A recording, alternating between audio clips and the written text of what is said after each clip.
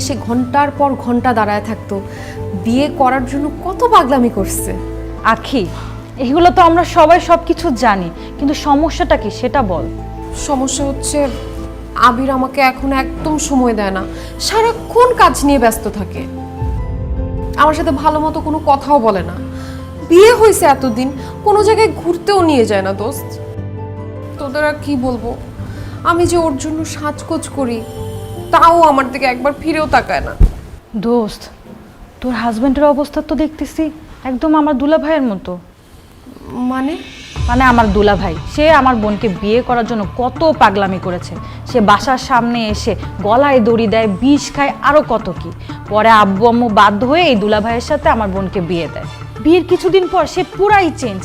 সে আমার বোনকে সময়ই দেয় না, ভালো মতো কথাও বলে না, খালি কাজের অজুহাত দেখায় আর বাইরে বাইরে থাকে। পরে আমার বোন খোঁজ খবর নিয়ে জানতে পারে আমার দুলা ভাই তার অফিসের এক কলিগের সাথে রিলেশনে আছে। সেই জন্যই সে আমার বোনকে পাত্তা দিত না, আমার বোনকে সময় দিত না। দোস্ত, তোর হাজবেন্ডও কি? না না দোস্ত, আবির তো ওই টাইপের মানুষই না। ও আমাকে ছাড়া অন্য কোনো মেয়ের দিকে চোখ তুলেই তাকাবে না। আখি, আমার বোনও তার স্বামীকে নিয়ে এটাই ভাবতো, কিন্তু দেখ পরে তো ঠিকই জানতে পারলো সে বাইরে অন্য মেয়ের সাথে টাঙ্কি মারে। পুরুষ মানুষ এমনই রে, বিয়ের পর তাদের আর বউ ভালো লাগে না, তখন তাদের ভালো লাগে অফিসের কলিগ, চাচাতো বোন, মামাতো বোন, খালাতো বোন, পাশের বাসার ভাবি, এমনকি কাজের বুয়া। বউকে তাদের কাছে মনে হয় ডাল ভাত, আর অন্য মেয়েদেরকে মনে হয় বিরিয়ানি। যে লোকটা বিয়ের আগে তোর জন্য এত পাগল ছিল, সে এখন কেন তোকে পাত্তা দিবে না? নিশ্চয়ই বাইরে তার অন্য কোনো মেয়ের সাথে সম্পর্ক আছে। তুই ভালো করে খবর লাগা, নাহলে কিন্তু তোর ঘরে সতীন এসে পড়বে।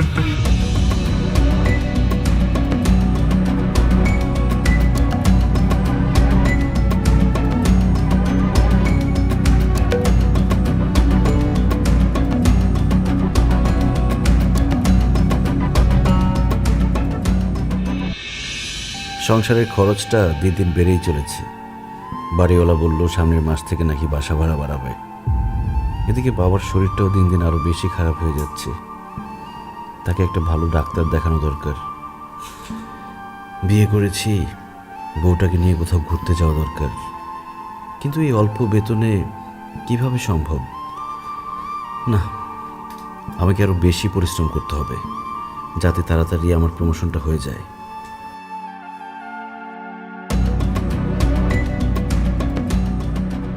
আমার বান্ধবী ঠিকই বলছে, আবিরের নিশ্চয়ই অন্য কোনো মেয়ের সাথে সম্পর্ক আছে। তা না হলে আমি ওর বউ, যার জন্য ও এত পাগল ছিল বিয়ের আগে, সে মানুষটা তার পাশে শুয়ে আছে, ও কোনো কথাই বলতেছে না।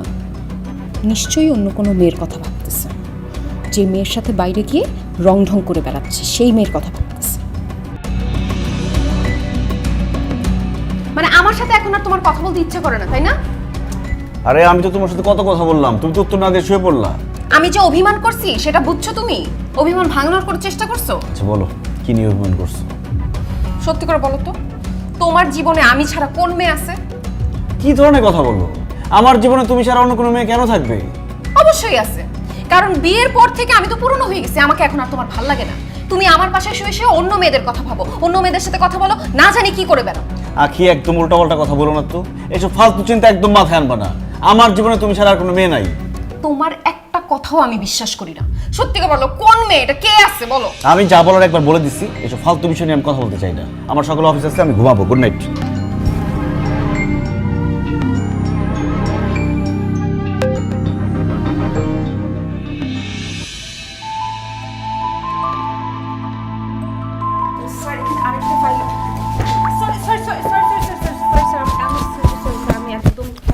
আবির, ছি ছি ছি ছি, তোমার লজ্জা করতেছে না?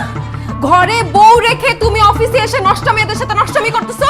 আরে নষ্টামি করছি মানে, তুমি যেটা ভাবতেছো সেটা ভুল। আমি যা ভাবছি তাই, সবাই আমাকে যা বলছে সেটাই তো আজকে সত্যি হলো। আমার সন্দেহই তো আজকে সত্যি হলো। তুমি একটা মেয়ের সাথে এইভাবে, ছি, আমি ভাবতেও পারি নাই তুমি আমাকে রেখে অন্য একটা মেয়ের সাথে এইভাবে।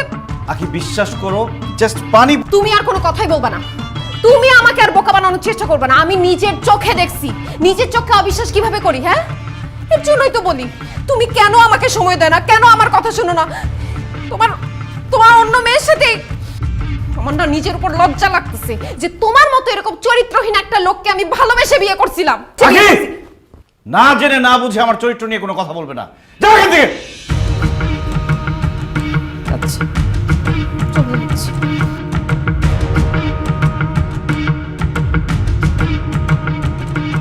বোমা বোমা বোমা প্লিজ আমাকে ছাড়ো, আমাকে শোনো যেতে বোমা, দাও। কথা একটু শোনো, তুমি যেতে বোমা কি কথা শুনবো আপনার? কি ব্যাপার আখি, তুমি কোথায় যাচ্ছ? এই বাড়ি ছেড়ে একবারে চলে যাচ্ছি, কি বলছো বৌমা? তুমি বাড়ি ছেড়ে কেন যাবে? কারণ আপনার ছেলে আমাকে ধোকা দিয়েছে। আমাকে বিয়ে করে সে অফিসে বসে আরেকটা মেয়ের সাথে ফষ্টি নষ্টি করছে। আবির, বৌমা যা বলছে সব সত্যি? শুধু তাই না মা, বিয়ের আগে আপনার ছেলে আমার পিছে পিছে ঘুরতো, কিন্তু বিয়ের পরে সে পুরোই চেঞ্জ। তার আচার ব্যবহার কথাবার্তা শুনে মনে হয় তার এখন আমাকে ভালোই লাগে না। আপনার ছেলে আমাকে পাত্তা দেয় না, আমার সাথে ঠিক মতো কথা বলে না। আপনার ছেলে বদলে গেছে মা। এইরকম বদলে যে একটা ছেলের সাথে আমি কিভাবে সংসার করব? হ্যাঁ, আমি বদলে গেছি। আমি বদলে গেছি আমার দায়িত্বের জন্য, আমি বদলে গেছি আমার পরিবারের জন্য, তোমাদের সবাইকে ভালো রাখার জন্য। মানে? আখি, তুমি সবসময় আমাকে বলো বিয়ের আগে সারাক্ষণ আমি তোমার পিছন পিছন ঘুরতাম, তোমাকে দেখার জন্য চোরের মতো তোমাদের বাসায় পর্যন্ত গিয়েছি। আর বিয়ের পর মানে এখন কেন তোমার সাথে আমি আগের মতোই পাগলামিটা করছি না? বিয়ের আগে আমি শুধু একজন প্রেমিক ছিলাম, আমার কোনো দায়িত্ব ছিল না, অফিস ছিল না, বস ছিল না, বাসা ভাড়া ছিল না, বউ ছিল না, এমনকি বাবা মায়ের চিকিৎসার খরচ পর্যন্ত চালাতে হতো না।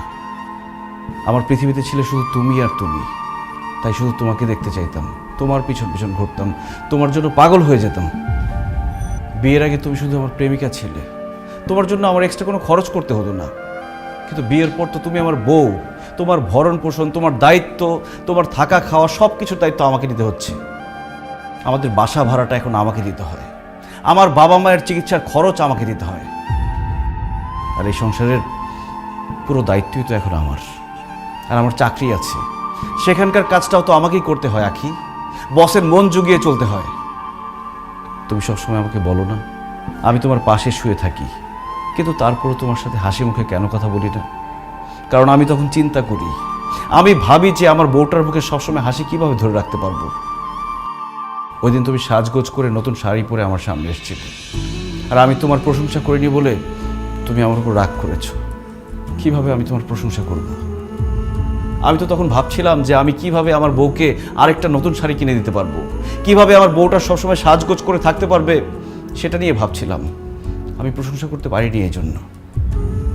আমি 9টা থেকে 5টা পর্যন্ত অফিস করি, মাঝে মধ্যে এক্সট্রা কাজও করি। অফিসে বসের সাথে কথা বলে, কলিগদের সাথে কথা বলার পর আর কথা বলার মতো কোনো শক্তি থাকে না আমার, তাই এসে আমি শুয়ে পড়তে চাই। আখি, দিন শেষে আমিও মানুষ, আমি রোবট না। আমিও ক্লান্ত হই, আমারও ঘুম আসছে, আমার ঘুম আসতে ইচ্ছে করে। তুমি সবসময় বলো না কেন আমি কাজকে সবসময় প্রাধান্য দিই, বসকে সবসময় প্রাধান্য দিই? আমার বসকে যদি আমি প্রাধান্য না দিই, আমার চাকরিটা চলে গেলে আমি তোমাদেরকে কোথায় রাখবো, কি খাওয়াবো?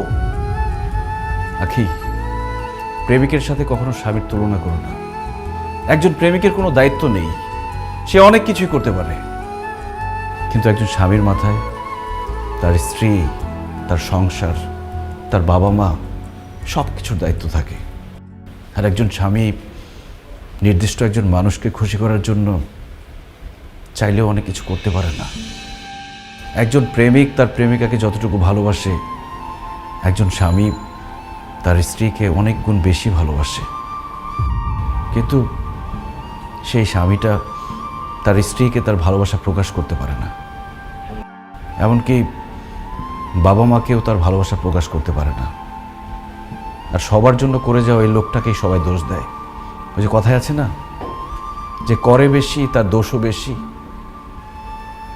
আমি দোষী হয়ে তোমাদের মাঝে থাকতে চাই, তারপরও চাই তোমরা যাতে ভালো থাকো, নিরাপদে থাকো।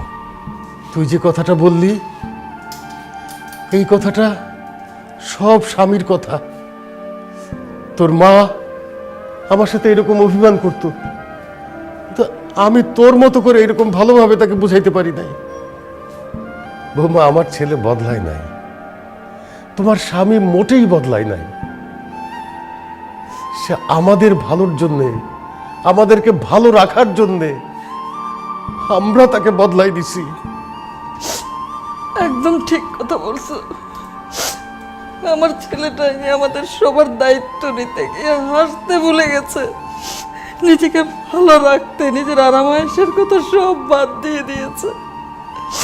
আমি মা হয়ে একটাবারের জন্য বুঝতে পারি নাই আমার ছেলের এই কষ্ট। আমি কেমন মা। বাবা বাবা আসলে না, এই যে আমরা সবাই স্বার্থপর, শুধু নিজেরটা আদায় করতে জানি, নিজেরটা বুঝে শুধু।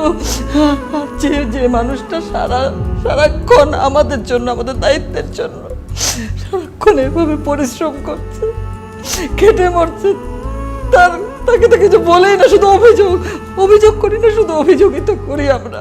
কোনোদিন ছেলেটার মাথায় হাত রেখে বলে নাই বাবা তোর কি অনেক কষ্ট হচ্ছে, তোর কি ক্লান্ত লাগতেছে। ম্যাম, আমি জানতাম যে আপনি হয়তো স্যারকে ভুল বুঝবেন, তাই নিজেই ক্লিয়ার করার জন্য চলে আসলাম। আসলে ম্যাম, আমার হাতে ধাক্কা লেগে স্যারের গায়ে পানি পড়েছিল, সেটাই আমি টিস্যু দিয়ে মুছছিলাম, আর আপনি সেটা দেখেই স্যারকে ভুল বুঝছেন। আসলে স্যার খুবই ভালো একজন মানুষ এবং খুবই পরিশ্রমী একজন মানুষ। তার চেয়ে বড় কথা হচ্ছে স্যার একজন খুবই দায়িত্ববান মানুষ। আমি একজন মেয়ে হয়েও সবসময় চাইবো যেন স্যারের মতো কেউই একজন আমার স্বামী হয়। সেই জায়গা থেকে আপনি আসলে খুবই লাকি একজন পার্সন। আবির, আমি আসলে অনেক স্বার্থপর। আমি সবসময় নিজের চিন্তাটাই করেছি। তুমি আমার সঙ্গে ঠিকমতো কথা বলো না, আমার দিকে তাকাও না, আমাকে সময় দাও না, এসব নিয়ে সবসময় আমি ভেবেছি। কিন্তু তোমার যে অফিসে এত কষ্ট হচ্ছে, তুমি আমাদের জন্য যে এত পরিশ্রম করছো, সেটা কখনো ভাবি নাই। কখনো তোমার ক্লান্ত শরীরে হাত বুলিয়ে দেই নাই, তোমাকে নিয়ে চিন্তা করি নাই। তুমি ঠিকই বলছো, আমি তোমাকে সবসময় প্রেমিক আবির হিসেবেই দেখেছি, স্বামী আবির হিসেবে দেখি নাই। তোমার যে এখন এত রেসপন্সিবিলিটি, সেগুলো আমার মাথায় রাখি নাই। আসলে প্রেমিক আর স্বামী কখনো এক হয় না। আমি তোমার স্ত্রী, তোমার অর্ধাঙ্গিনী। আজকে থেকে তোমার পরিশ্রম, তোমার টেনশন, তোমার কাজের প্রেশার, ভালো মন্দ সব কিছুর দায়িত্ব আমি নিলাম। আমার তুমি মাফ করে দাও।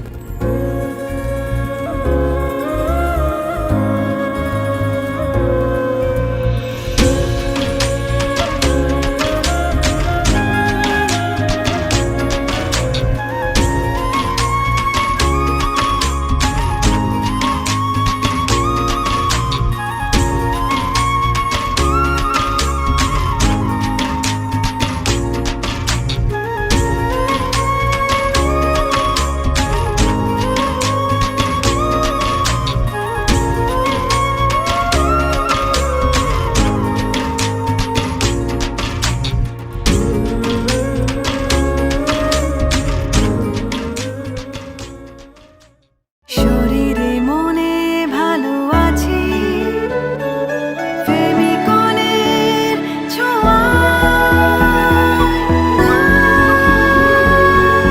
নারীর শরীরের সাথে মানানসই স্বল্পমাত্রার জন্মবিরতিকরণ পিল ফেমিকন, যেন কাশফুলের নরম ছোঁয়া।